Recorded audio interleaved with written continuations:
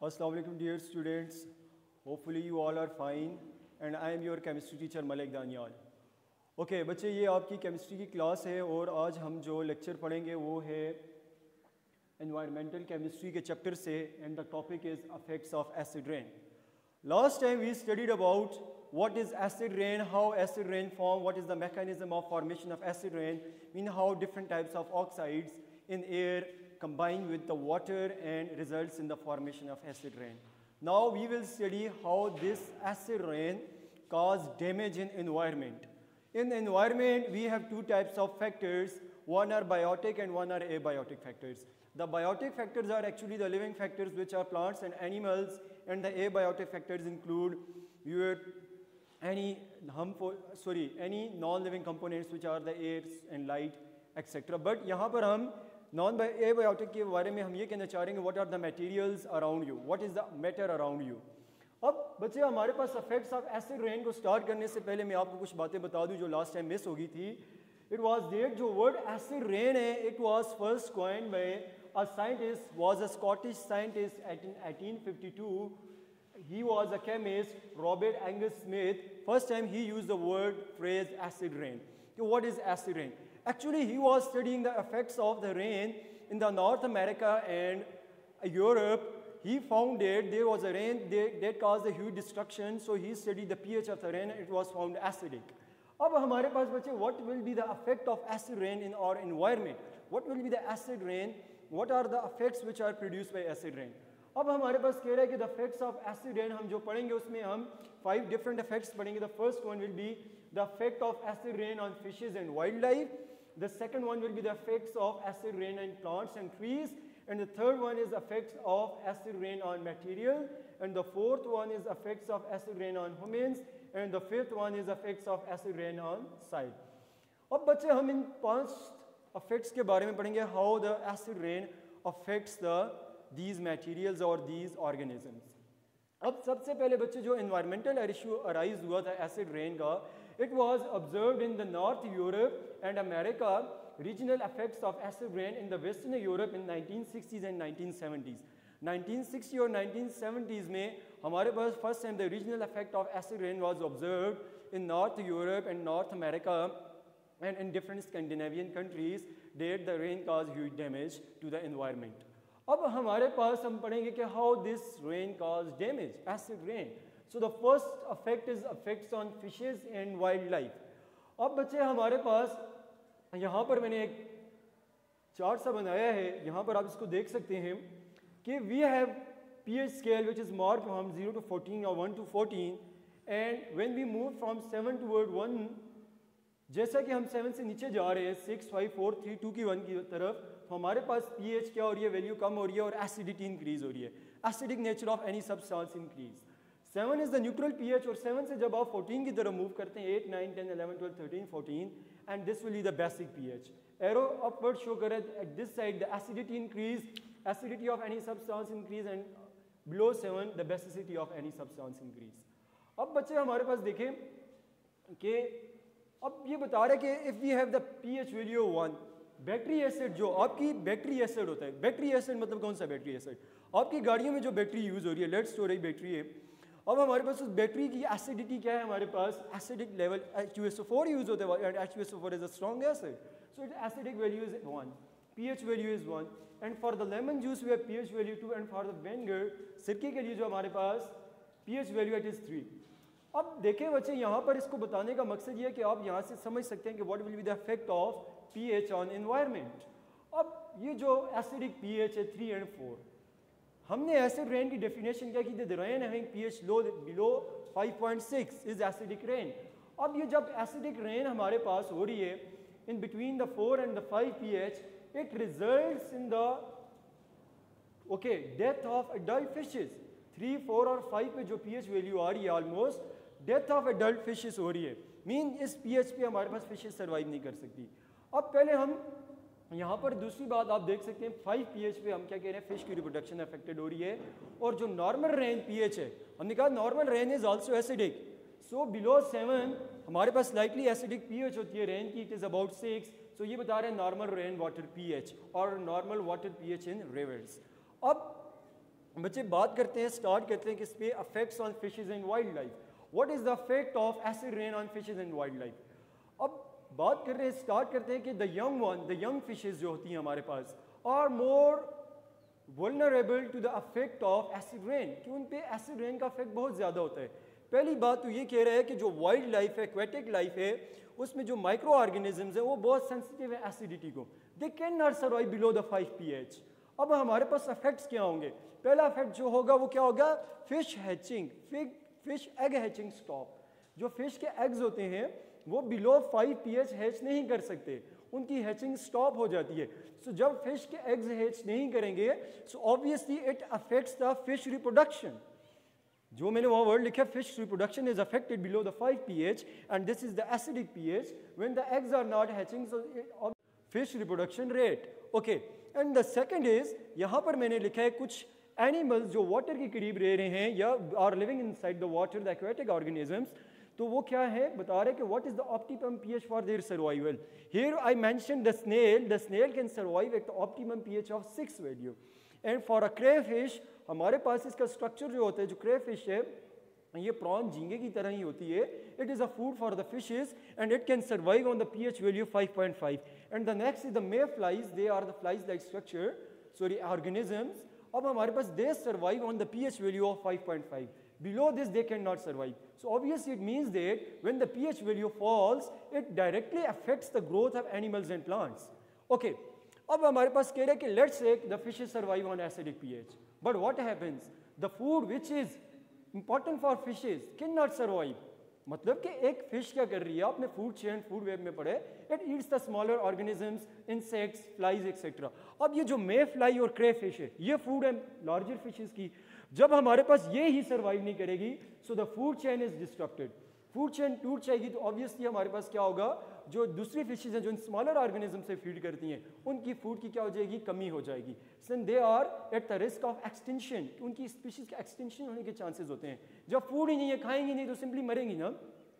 तो अब हमारे पास उसके बाद कह रहे हैं, एग्जाम्पल दे रहे हैं एक और प्रैक्टिकल, कि हमारे पास ये जो loss of food for fishes है, एग्जाम्पल उसमें मैंने कहा कि the crayfish and the may flies are the food for smaller other fishes as well, adult fishes. But at the same time कह रहे हैं कि एग्जाम्पल आपकी बुक में दी गई है फ्रॉग की, it can tolerate pH value of 4, mean it can tolerate acidic pH. But the may flies can not survive. अभी हमने कहा 5.5 से ऊपर सर्वाइव ही नहीं करती, नीचे 5.5 से नीचे. तो फ्रॉग क्या कर रही है, फ्रॉग फीड करती है मे फ्लाइज पे, और मे फ्लाइज की डेथ हो जाती है 5.5 पे. अब 4 pH पे फ्रॉग क्या खाएगी, there is no food for the frog.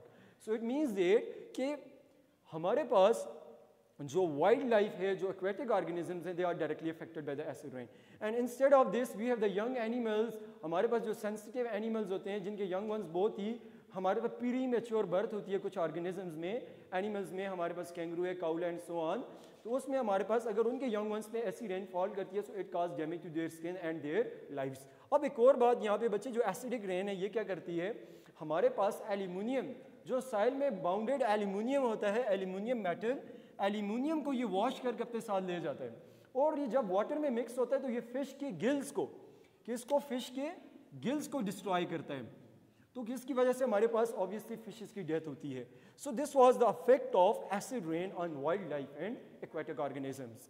Okay, तो मैंने कहा कि हमारे पास pH 4 and 3 is it's more harmful for the life of aquatic and wild life organisms. अब हमारे पास कह रहे हैं बच्चे नेक्स्ट जो इफेक्ट है, effects on plants.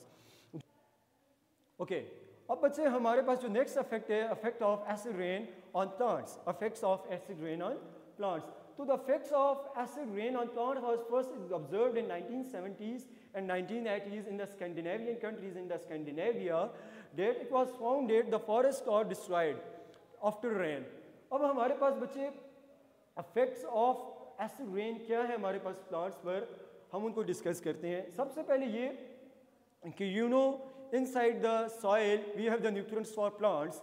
They are the calcium, they are magnesium, there are other metals which is nitrogen, वो तो एयर से ले रहे हैं. इसके अलावा हमारे पास बच्चे आयरन है साइल में. इसके अलावा हमारे पास पोटाशियम है, के सिंबल में लिख रहा हूँ के. तो हमारे पास ये क्या है, मैंगनीज है. And these all are the nutrients for what plants. अब ये जो न्यूट्रिएंट्स हैं, अब हमारे पास ये जो कैल्शियम एंड मैग्नीशियम है, मैंने कहा था कि these metals form oxides and these are basic in nature, means कि they can neutralise the acidic effect of anything in the soil in of rain. But क्या होता है जब बच्चे एसिड रेन होती है तो क्या होता है, ये जो न्यूट्रिएंट्स हैं ज़मीन में वो क्या हो जाती है, उनकी रिमूवल होती है, removal of nutrients from the soil. जब ये न्यूट्रिएंट्स एसिड से रिएक्ट करते हैं उसको न्यूट्रलाइज करने के लिए, तो क्या होता है वो मिनरल्स जो प्लांट ने यूज़ करने थे वो तो अब एसिडिक नेचर ऑफ रेन की न्यूट्रलाइजेशन में कंज्यूम हो गए।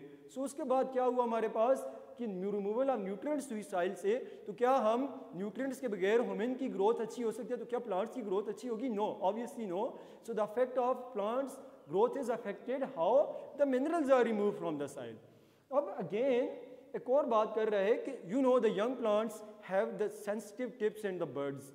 हमारे पास जो नई कोम्पल होती है, जो नई बर्ड अराइज होती है plants, it is very sensitive, they are soft, even they are not tolerable, they can not tolerate the heat. आपने गर्मी में भी देखा होगा वो मुरझा सी जाती हैं, बट जब अब एसिडिक रेन उन पर फॉल करेगी तो वो सेंसिटिव होते हैं, वो हमारे पास क्या हो जाती है बच्ची, डैमेज हो जाती हैं, जिसकी वजह से हमारे पास क्या होता है प्लांट की ग्रोथ भी डैमेज हो जाती है। क्योंकि एक प्लांट ग्रो ही क्या कर रहे हैं, अपनी टिप्स से या बर्ड्स से ग्रो करता है। तो जब वो हमारे पास उसकी बर्ड्स और टिप्स ही डिस्ट्रॉय हो जाएंगी यंग एसिड रेन से, तो क्या होगा, उसकी ग्रोथ स्टॉप हो जाएगी। उसकी ग्रोथ क्या हो जाती है बच्चे, स्टॉप हो जाएगी। अब again eight the same time हमारे पास एसिड रेन का और क्या इफेक्ट होता है प्लांट्स की ग्रोथ पे। अगर कोई ऐसी फॉग, मैंने कहा कि acid rain doesn't means like that कि the water is coming from the sky and it is acid rain, कि सिर्फ रेनफॉल ही एसिड रेन नहीं है। मैंने कहा any deposition, any precipitation which is snow, which is hail, which is fog, which is dew, or any snow having the pH value less than 5.6 is acidic rain, acid deposition। तो हमारे पास जो fog है, ऐसी environment जहाँ पे हमारे पास pollutants हैं और वहाँ पे जो fog होगी वो भी acidic in nature है। अब वो fog, वो rain directly affect करती है young leaves of plants को, और उन leaves में से उन nutrients की removal करती है, yellowishing of leaf होती है। तो obviously when there is the loss of chlorophyll from the plant leaves, then there is no photosynthesis, and there is no photosynthesis, then obviously it directly affects the growth of plant. So this is about the effects of acid rain on plants. अब बच्चे हमारे पास next क्या है, the effect of acid rain on materials. The next one will be the effects of acid rain on materials, कि how acid rain affects the material. You know many things around us. आपने देखा होगा कि आपके जो घरों का रंग है, आपकी जो पेंट है, घरों के बाहर बारिश के बाद या 1 साल 2 साल बाद क्या हो जाता है, करोड़ हो जाता है, या उसके कलरेशन में चेंज आ जाती है। This is all about due to the acidic nature of rain. अब घरों के अंदर क्यों नहीं ख़राब हो रहा, बाहर ही ज़्यादा हो रहा है, क्योंकि वो रेन को एक्सपोज है, और रेन क्या एसिडिक है। नॉर्मली हमारी एटमॉस्फेयर में, जो पाकिस्तान में atmosphere, it is not too much polluted, but these effects are more noted in the countries which are more polluted, like the Europe and the North America and in the Greece and the Italy and so on, very dense populated areas. अब हमारे पास बच्चे कह रहे हैं कि affect क्या है, मैं आपको बताना चाह रहा हूँ मटेरियल पे। आपने स्टेचूज देखे होंगे, मुजस्मे देखे होंगे, बहुत सारी बिल्डिंग्स हैं जो उनकी जो आउटर सरफेस पे मार्बल लगा होता है। And you know the what is the composition of the marble, marble consist of calcium carbonate, and what is the formula for calcium carbonate, CaCO3। अब ये जो कैल्शियम कार्बोनेट है बच्चे, ये कैल्शियम कार्बोनेट जो साल्ट है, ये सल्फ्यूरिक एसिड से एसिड रेन में कंबाइन होकर कैल्शियम सल्फेट बनाते हैं, carbon dioxide and water. When sulphuric acid reacts with the calcium carbonate और any acid reacts with calcium carbonate, it results in the corrosion of, आप corrosion कह सकते हैं या आप कह सकते हैं कि वो सरफेस को कोरोड कर देते हैं, खुरदरा कर देते हैं ऑफ एनी मटेरियल्स। तो हमारे पास ये जो मॉन्यूमेंट्स हैं, हमारे पास ओल्ड बिल्डिंग्स हैं, specially in the Taj Mahal in India, Agra में, और इसके अलावा हमारे पास historical buildings in the Italy and the Greece. आपने सुना होगा the Roman civilisation and the Greek civilisation, they have the old buildings which are actually build by the limestone, actually by the marble, and consist of calcium carbonate. Acidic rain की वजह से बच्चे हमारे पास क्या हो रहा है, उनकी डिफॉर्मेशन हो रही है, उनकी डिटोरिएशन हो रही है। क्या हो रही है बच्चे, उनकी हमारे पास कोरिजन हो रही है, और वो क्या हो रहे हैं, डिस्ट्रॉय हो रहे हैं। तो मीन्स कि हमारे पास ये जो बिल्डिंग्स हैं, जो मार्बल है उसको क्या कर रहा है, एसिड रेन डिस्ट्रॉय कर रहा है, और वो क्या हो रहा है, हमारे पास ये बेसिक रिएक्शन हो रहा है। अब उसके बाद बच्चे हमारे पास एसिड रेन का इफेक्ट क्या है ह्यूमंस पर। Acid rain cause harmful effects on human. अब ह्यूमंस के लिए मैंने आपके सामने कुछ इफेक्ट्स दिखे, फिर मैं इनको कुछ एक्सप्लेन भी करूंगा। Acid rain cause damage to lungs, skin, hairs, humans hair and heavy metal potential threats and water borne diseases. मतलब क्या बच्चे कि हमारे पास एसिड रेन क्या काज करते हैं, it can cause damage to lungs. अब वो एटमॉस्फेयर, वो हवा जो हमारे पास जिसमें एसिड क्या है, कंसंट्रेशन ज़्यादा है, फॉग, एसिडिक फॉग है। मैंने कहा कि फॉगी वेदर है हमारे पास, the fog, the water droplets they can react with the oxides of carbon, nitrogen and sulphur and can form acidic particles. अब आप इसी एयर में अगर आप सांस लेंगे तो it cause damage to your lungs and at the moment acidic rain cause lower ozone level formation. Acidic rain के बायस बच्चे हमारे पास लोअर लेवल पे ओजोन फॉर्मेशन होती है, और अगर आप हाईली कंसनट्रेटेड ओजोन एटमॉस्फेयर में सांस लें तो it is more damaging for your lungs. और इससे आपको बच्चे एस्थमा, इससे आपको कैसी डिजीज़ेज हो सकती हैं, एस्थमा और ब्रोंकाइटिस जैसी डिजीज़ेज हो सकती हैं, एस्थमा और ब्रोंकाइटिस, ब्रोंकाइटिस जैसी डिजीजेस हो सकती हैं।